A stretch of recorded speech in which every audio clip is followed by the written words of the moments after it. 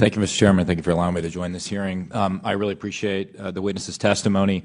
Mr. Moultrie, as the chairman mentioned, DoD had an initiative to study UFOs in the 1960s called Project Blue Book.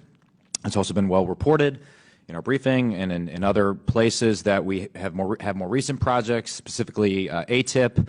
Could you describe any other initiatives that the DoD or DoD contractors have managed after Project Blue Book ended and prior to ATIP beginning? Did anything also predate Project Blue Book?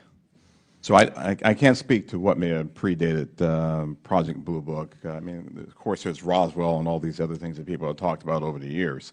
I'm familiar with Blue Book. I'm familiar with ATIP. I haven't seen other documented studies that have been done by DoD in that regard. So you're not aware of anything in between Project Blue Book and ATIP? I'm not aware of anything that's official that was done in between those two. Okay. Hasn't been brought to my attention. Okay. Additionally, are you aware of any other DoD or DoD contract programs focused on UAPs from a technological engineering perspective? And by that I mean, are you aware of any technology initiatives focused on this topic other than initiatives focused on the individual case investigations? I am not aware of any contractual programs that are focused on anything related to this other than what we are doing in the Navy Task Force and what we are about to launch in terms of our effort. Same question for you, Mr. Bray. Same answer, not aware of anything outside what we are doing in the UAP Task Force. So just to confirm, you're not aware of any technology or engineering resources that have been focused on these efforts besides what we've mentioned today? Once again, I'll say no contractual or programmatic efforts that are involved. And the reason why I qualify it that way, let me qualify it that way. I can't speak to what people may be looking at in the department. Somebody says, I'm looking at something that may be unidentified, and I can't speak to that. I speak to official programs that we have on the record. It's also been reported that there have been UAP observed and interacting with and flying over sensitive military facilities, particularly, and not just ranges, but some facilities housing our strategic nuclear forces. One such incident allegedly occurred at Melstrom Airforce Base, in which 10 of our nuclear ICBMs were rendered inoperable. At the same time, a glowing red orb was observed overhead. I'm not commenting on the accuracy of this. I'm simply asking you whether you're aware of it and whether you have any comment on the accuracy of that report. Let me pass that to Mr. Bray. If you've been looking at UAPs over the last 3 years. That data is not within the holdings of the UAP Task Force. Okay, but are you aware of the report, or that the data exists somewhere?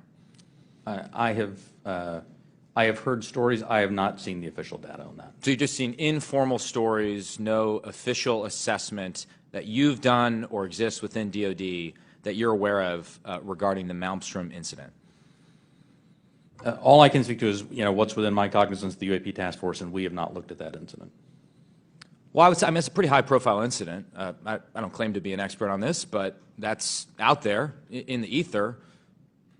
You're the guys investigating it. I mean, who else is doing it? If something was officially brought to our attention, we would look at it. There are many things that are out there in the ether that aren't officially brought to our attention. So how would it have to be officially brought to your attention? I'm bringing it to your attention. Sure, this is pretty official. Sure. So we'll go back and take a look at it, but generally there is some authoritative figure that says there is an incident that occurred. We'd like you to look at this. But in terms of just tracking what may be in the media that says that something occurred at this time, at this place, there are probably a lot of leads that we would have to follow up on. I don't think we have resource to do that right now. Well, I don't claim to be an authoritative figure, but for what it's worth, I would like you to look into it. And sure. If for no other reason, you could dismiss it and say this is not worth wasting resources on. Will do. And then finally, are you aware of a document that appeared around 2019, sometimes called the Admiral Wilson Memo or EW Notes Memo? I am not. You're not. Are you tracking? I'm not personally aware of that. Okay. This is a document in which, again, I'm not commenting on the veracity. I was hoping you would help me with that, in which a former head of DIA claims to have had a conversation with the Dr. Eric Wilson and claims to have sort of been made aware of certain contractors or DoD programs that he tried to get fuller access to and was denied access to. So you're not aware of that? I'm not aware, Congressman. In my 10 seconds remaining, then, I guess I just would ask, Mr. Chairman, unanimous consent to enter that memo into the record. Without objection.